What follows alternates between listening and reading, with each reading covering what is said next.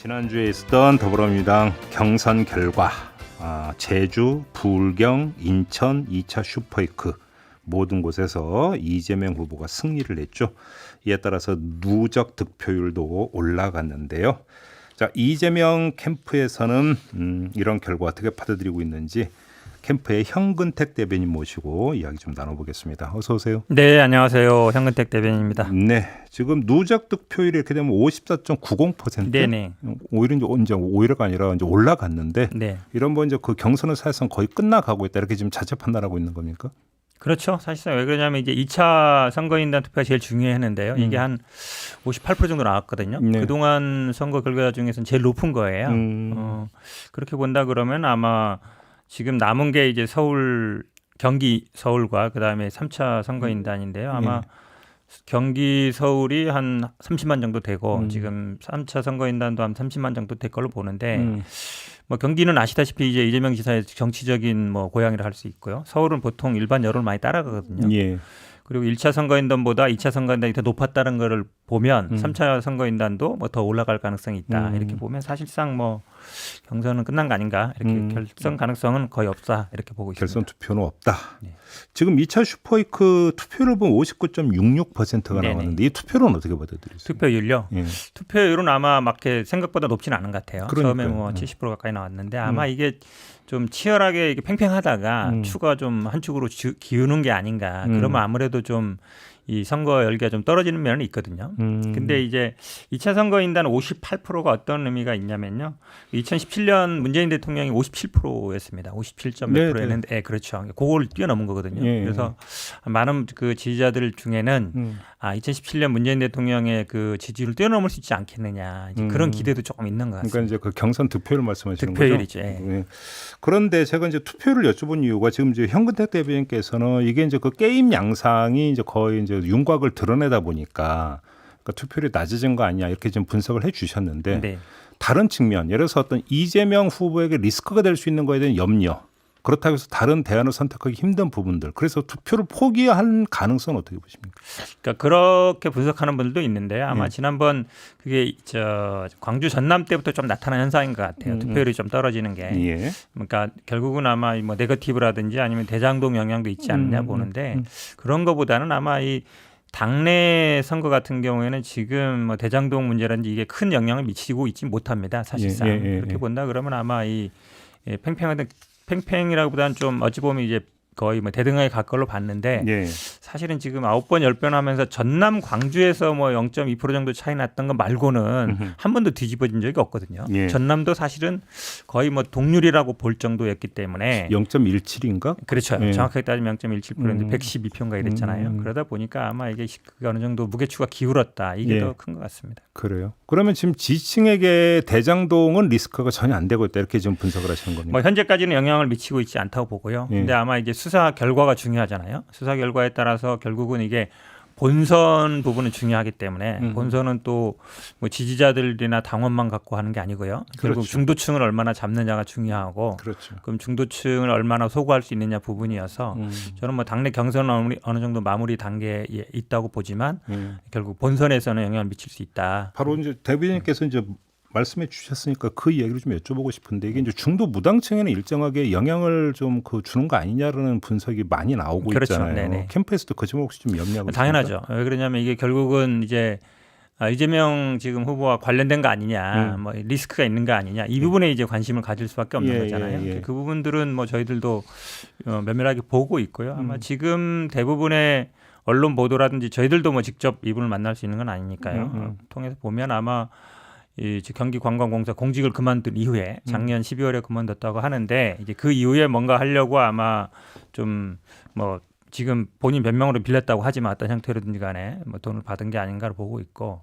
그다음에 쟁점이 되고 있는 건 이제 배임 부분인 것 같아요. 그러니까 배임 부분은 사실은 이거는 판단이 굉장히 어렵습니다. 손해를 끼쳤다라는 거죠. 그렇죠. 근데 이게 우리가 뭐 경영 판단의 원리 이런 것도 많이 들어보셨겠지만 이제 기업이라든지 아니면 뭐 시장이라든지 아니면 뭐 냉정히 따지면 이게 또 뭐 시에서 직접 한 건 아니고 도시공사에서 한 거거든요. 그러면 이제 뭐 결제를 받았느냐 보고를 받았느냐 부분이 될 수 있지만 사후적으로 판단해서 그쪽에 이익이 많이 갔고 그래서 이만큼 손해다. 그러니까 처음부터 설계를 잘못한 거 아니냐.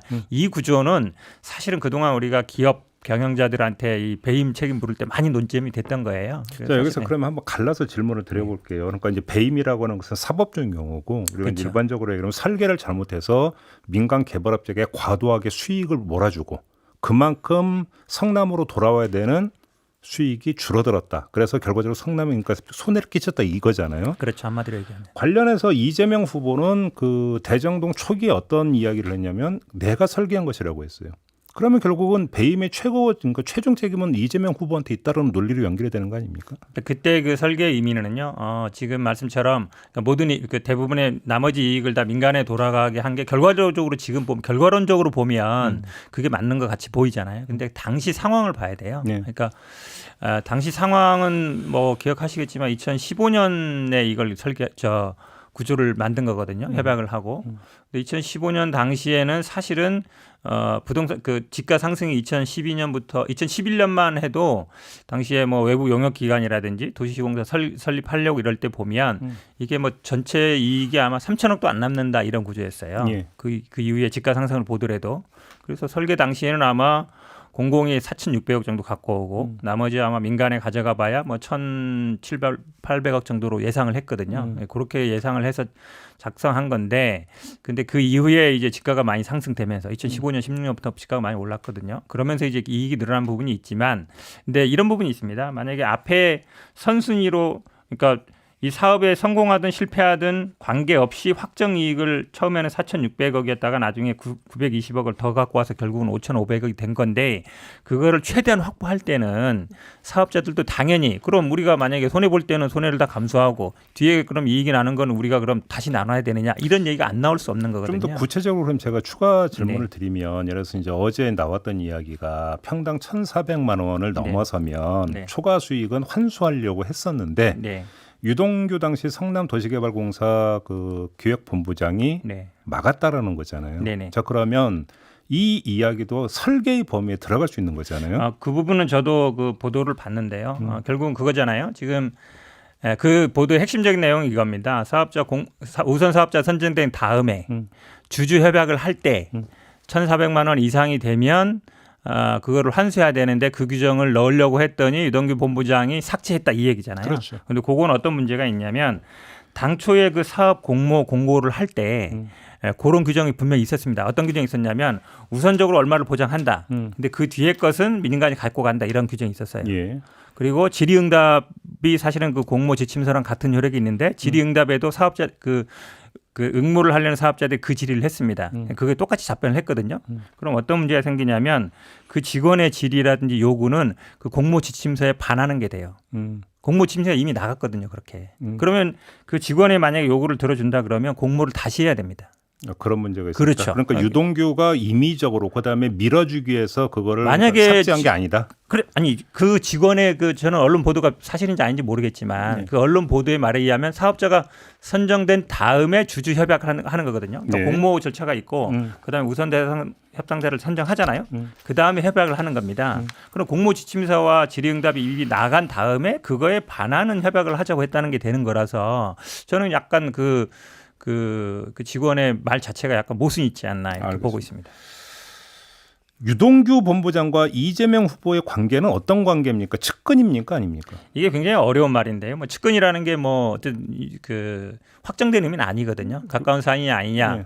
그러니까 정치적으로 지금 야당이 문제 제기하는 것처럼 그동안 뭐 시장 때부터 같이 있어왔던 건 맞는 것 같은데 저는 뭐 봐야 될 게 이제 어떻게 관계가 최근에 이제 멀어졌느냐 이게 중요하다고 봐요. 언론 보도처럼 작년 말부터 아마 그 전부터 아마 작년 뭐 7, 8월부터 했던 것 같은데 영화 사업 관련해서 뭐 예산 계속을 아마 요구했던 것 같아요. 네. 근데 이제 380억 정도 예산을 요구했는데 그게 안 되고 이러면서 임기를 그만두고 나온 거거든요. 그러다 보니까 아마 그 자리에 이제 황교익 그 분이 이제 들어가냐 마냐 해서 논란이 됐던 거잖아요. 지금 그 이제 관광공사 사장 관광공사 그만두는 사장 거 자리였죠. 예. 그래서 아마 그 분이 그만두고 그다음에 그만뒀으면 아마 좀 가까운 사이였으면 대부분의 경기도에 뭐 비서나 가까운 분들은 거의 캠프에 들어와 있는데 저도 뭐 그분 본 적 없고요. 그렇게 본다 그러면 최근에는 제가 보기에 그만두면서부터는 좀 멀어진 게 아닌가 이렇게 근데 보고 지금 있습니다. 그 대변인님 말씀 멀어지었다고 치더라도 멀어지기 전에는 가까웠다는 얘기가 되는 거 아니에요? 어쨌든 뭐 이 산하 아니, 기관에 예를 들어서 있었던 건 성남 맞고요. 도시개발공사 사장 직무대리까지 하고 나서 네. 경기관광공사 사장으로 앉혔잖아요. 네. 다른 분이 아니라 이재명 후보께서. 그러면 상당히 신임을 했고 가까웠기 때문이라고 보는 게 상식적인 그 추론 아닌가요? 그러니까 뭐 가깝고 물론 뭐 경기도 산하기관 굉장히 많습니다. 수십 개 되고요. 뭐 그분 중에 뭐 한 분이었던 것 같긴 한데 그래도 어쨌든 작년 말 이후 왜냐하면 뭐 측근이고 가까운 사람이었으면 그게 보통은 예산 올린다 해서 그게 반영 안 한다 해서 그만두가 이러지는 않고요. 예를 들어서 그거를 조절해서 예를 들어서 380억이면 뭐 그거를 뭐 얼마 정도 반영한다는 이렇게 되는데 그런 이유로 만약에 그만두고 그 이후에 별다른 관계를 맺고 있지 않다 그러면 제가 보기에는 뭐 과거의 어떤 관계는 유지되지 않고 있지 않나 보고 있습니다. 마지막으로 이 질문을 좀 드릴게요. 윤석열 후보 쪽에서 어떤 말이 나왔냐면 이재명 후보가 민주당 후보가 되면 극심한 내용에 빠질 거다. 이런 전망을 내놨는데 어떻게 받아들이십니까? 희망사항이라고 보는데요. 어찌 보면 이제 당내 분열을 뭐 부추기겠다 이런 생각인 것 같은데 지금 뭐 아시겠지만 뭐 이재명 후보가 뭐 국회의원 한 건 아니고 당내 어떤 뭐 계보를 형성하거나 이건 아니지만 많은 국회의원들이 지지선을 하고 있고 최근에도 아마 뭐 정세균 지지했던 분들 아마 호남의 분들이 많이 지지선을 해주고 있거든요. 네네. 그러면 뭐 예전에 이제 말씀하시는 것처럼 아마 뭐 후단협 이런 것처럼 후보 교체라든지 그런 얘기는 저는 안 나올 걸로 보고 있고 그리고 대부분 지금 여론조사를 보면 정권 교체론이라든지 이게 좀 우세하게 나오고 있거든요. 그럼 당내에서도 당연히 위기감이 있습니다. 왜 그러냐면 이거 잘하면 뺏기겠다. 그럼 제가 보기에 뭐 그런 일은 없을 걸로 보고 있습니다. 알겠습니다. 이 정도로 마무리하고요. 가지 마시고 네. 좀 이따 유튜브 연장 방송에서 좀 다시 뵙도록 하겠습니다. 네, 알겠습니다. 고맙습니다. 지금까지 이재명 후보 캠프의 형근택 대변인과 함께했습니다.